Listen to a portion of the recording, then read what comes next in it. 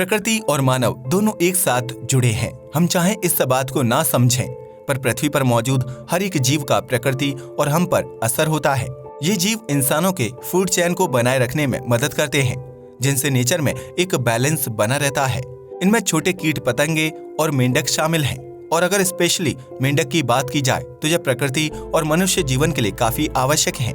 यह छोटे कीट पतंगों को खाकर उनकी जनसंख्या को नियंत्रित करते हैं, जिससे हम काफी आसानी से खेती कर पाते हैं। इसके अलावा ये पानी में मौजूद जिस एल्गी को खाते हैं उससे पानी साफ होता है। इसलिए वैज्ञानिक इस तरह के जीवों पर कड़ी नजर बनाए रखते हैं ताकि इन जीवों के प्रभाव से प्रकृति में होने वाले बदलाव को समझा जा सके।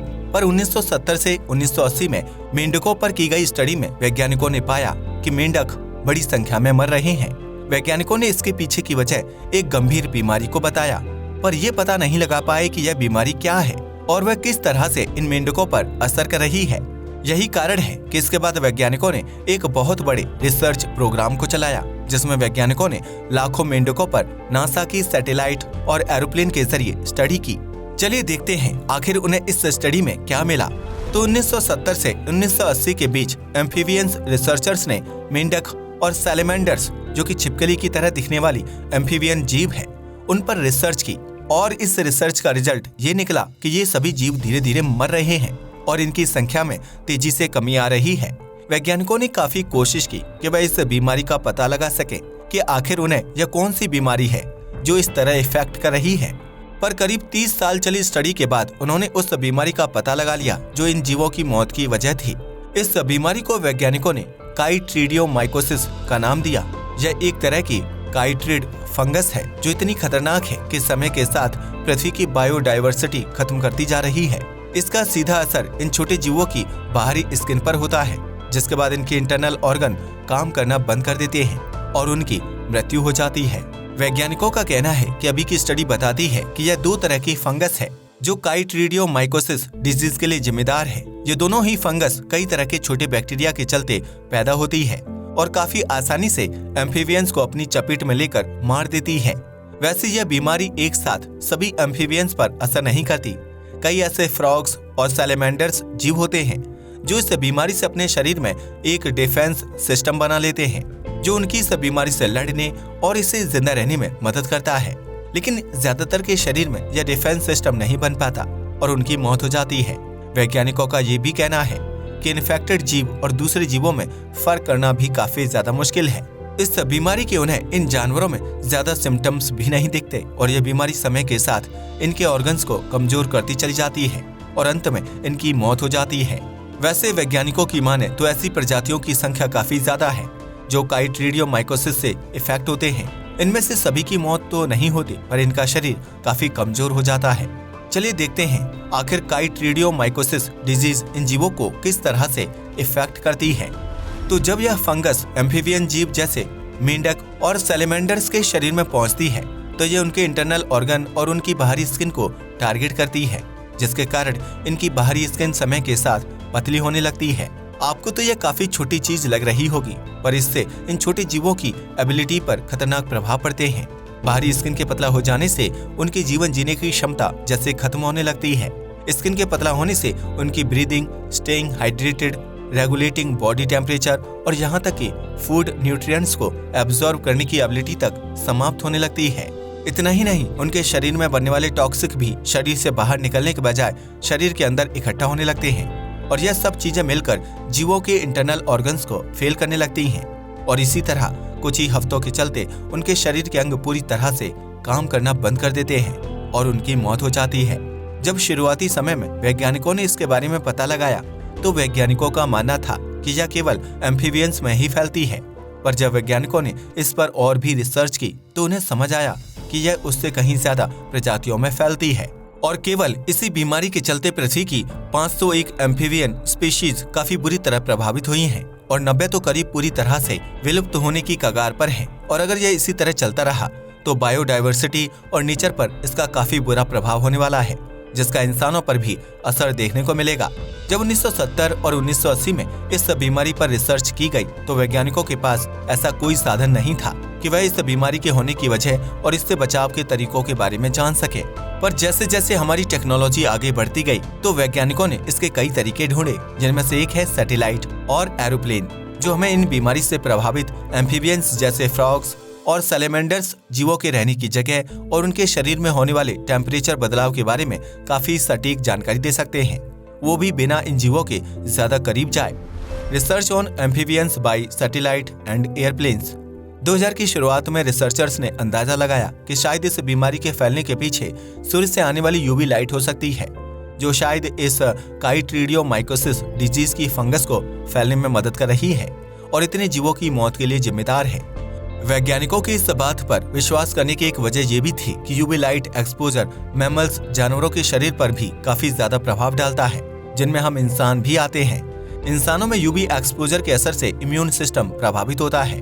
इसलिए वैज्ञानिकों ने अपने आगे की रिसर्च में इस थ्योरी को साबित करने के लिए नासा की सैटेलाइट के जरिए ऐसी जगह पर रिसर्च करना शुरू किया जहां पर एम्फीबियंस की मौत की सबसे ज्यादा संख्या रिकॉर्ड की जा रही थी। और यह रिसर्च काफी हद तक सही साबित हुई, क्योंकि यहाँ वैज्ञानिकों ने यूवी रेडिएशन और फ्रॉग डेथ्स के बीच एक पैटर्न को ढूंढ निकाला और वैज्ञानिकों ने इस बात को साबित किया कि एम्फीबियंस में इस बीमारी के फैलने के पीछे यूवी रेडिएशन का काफी बड़ा हाथ है और इसके चलते ही इन जीवों की इस बीमारी से लड़ने की क्षमता पर भी प्रभाव पड़ता है, जो इनकी मौत का एक बड़ा कारण बन जाता है। पर वैज्ञानिकों ने यहाँ पर कई और ऐसे एनवायरमेंटल फैक्टर्स को भी देखा जो जीवों की मौत के लिए जिम्मेदार थे।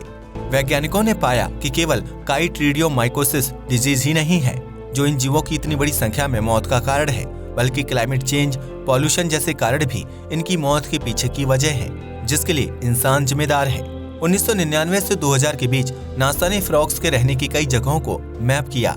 यह पूरा प्रोजेक्ट अमेरिका के येलोस्टोन नेशनल पार्क में एक एयरप्लेन के जरिए ऊपर हवा से किया गया, क्योंकि इतनी बड़ी संख्या में फ्रॉग्स के रहने की जगह को टारगेट करना जमीन पर रहते हुए काफी मुश्किल काम है। वैज्ञानिकों ने इसके लिए एरोप्लेन में कई हाई स्पेक्ट्रम सेंसर टेक्नोलॉजी का प्रयोग किया, जो इस पूरे एरिया को इस तरह से देख सकती थी जिसे इंसानी आंखें कभी नहीं देख सकती। और यही कारण था कि वैज्ञानिकों ने इस रिसर्च के जरिए काफी ज्यादा डेटा कलेक्ट किया। उन्हें इसमें एक अजीब पैटर्न भी मिला। वैज्ञानिकों ने यहाँ देखा कि ज्यादातर फ्रॉग्स और दूसरे एम्फीबियंस रिमोट रीजन्स में मौजूद हैं, यानी ऐसी जगह जो शहरों से दूर होती है और वहाँ पर इंसानों की संख्या काफी कम होती है।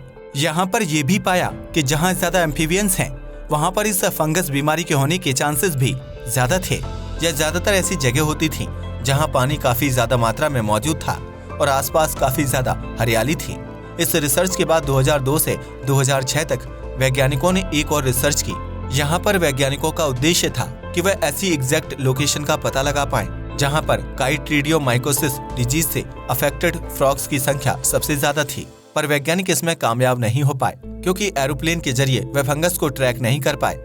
पर इस रिसर्च का ये फायदा हुआ कि इसके जरिए वैज्ञानिकों को इन जीवों पर इस बीमारी के प्रभाव के बारे में काफी कुछ नया जानने को मिला, जिसमें सबसे बड़ी उपलब्धि ये थी कि वैज्ञानिक ये जान पाए कि आखिर यह बीमारी इतनी तेजी से इन जीवों में कैसे फैली। इन सभी रिसर्च में सैटेलाइट और एरोप्लेन ने काफी मदद की और जैसा हमने देखा कि इसके जरिए वैज्ञानिकों ने काफी कम समय में बड़े बड़े एरिया को मैप किया, जिसके जरिए वह बड़ी संख्या में इन्फेक्टेड जानवरों के बारे में पता लगा पाए। और इसमें सबसे अच्छी बात ये थी कि इसके जरिए वैज्ञानिकों को इन सभी जगह पर जाकर इन जीवों के किसी तरह के सैंपल भी नहीं लेने पड़े और न ही इन जीवों को किसी तरह की परेशानी हुई। काइट्रीडियोमाइकोसिस डिजीज के फैलने के कारण वैज्ञानिकों की रिसर्च में ये सामने आया कि इनके फैलने की सबसे बड़ी वजह यूवी रेडिएशन और हम इंसानों की एक जगह से दूसरी जगह माइग्रेशन है। इसके अलावा क्लाइमेट चेंज भी बड़ी वजह है, जो इन जीवों के शरीर पर काफी बुरा प्रभाव डालता है और समय के साथ उनके जीने की एबिलिटी को कम करता जाता है, क्योंकि जब तापमान ज्यादा होता है तो इससे इन बीमारी फैलाने वाले फंगस की संख्या में वृद्धि होने लगती है। इसका सीधा मतलब इसके प्रभाव से मरने वाले जीवों की संख्या में वृद्धि भी है। इससे बचने का सबसे अच्छा कारण है कि अगर हम किसी तरह क्लाइमेट चेंज के प्रभाव को कम कर सके तो हम इन जीवों की काफी हद तक मदद कर सकते हैं, और शायद हम कर भी रहे हैं, क्योंकि 2019 में की गई रिसर्च बताती है कि एम्फीबियंस में इस बीमारी से होने वाली मौतों की संख्या में कमी आ रही है। पर फिर भी यह काफी नहीं है, क्योंकि जिस तरह से हम अपने वातावरण में बदलाव देख रहे हैं उसको देखते हुए ये कहा नहीं जा सकता कि कब यह बीमारी दोबारा से एक बड़ी संख्या में इन जीवों को अपना शिकार बना ले। वैसे वैज्ञानिक इन जीवों की संख्या को कम होने से बचाने के लिए फंजीसाइड और दूसरे कई तरह की चीजों को भी इनके ज्यादा पॉपुलेशन वाले इलाके में डालते हैं, ताकि काफी हद तक इस बीमारी वाले फंगस से फ्रॉग्स और दूसरे जीवों का बचाव किया जा सके। यह इसलिए भी जरूरी हो जाता है क्योंकि अगर इस बीमारी का प्रभाव ज्यादा हुआ और इन जीवों की बड़ी संख्या में मौत हुई तो बायोडायवर्सिटी खत्म होने के चलते पृथ्वी के एनवायरनमेंट में काफी बड़े बदलाव देखने को मिलेंगे, जिससे हमारी फूड चेन प्रभावित होगी। और अगर इसका प्रभाव काफी बड़ा हुआ तो यह इंसानों के लिए भुखमरी जैसे हालात भी पैदा करने के लिए काफी होगा। इसलिए यह हमारे लिए काफी ज्यादा इम्पोर्टेंट हो जाता है कि हम जीवों की संख्या में ज्यादा कमी ना होने दें, क्योंकि जैसा कि मैंने शुरुआत में कहा कि यह पूरा नेचर और सभी जीव एक दूसरे से जुड़े हैं। तो आशा करता हूँ कि आज के इस वीडियो से आपने काफी कुछ नया सीखा होगा। वीडियो पसंद आया हो तो इसे लाइक और शेयर करें। जय हिंद दोस्तों।